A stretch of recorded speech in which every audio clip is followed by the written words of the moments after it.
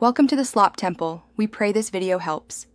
In this video, I will explain how to fix a limitation on your PayPal account, guiding you through the necessary steps.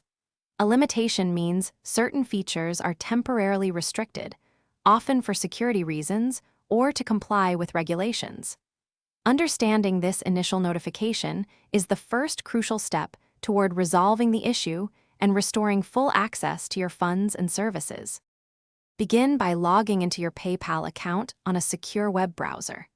Navigate to the Resolution Center, typically found under your main menu, which will display the exact reason for the limitation. You should also check your email for a detailed message from PayPal, sometimes found in your spam folder, explaining precisely what information or documents are required from you. Once you know what is needed, gather the specific documents PayPal requested. This might include a clear scan of your government-issued photo identification, a utility bill showing your current address, or proof of product sourcing like invoices if it is a business account.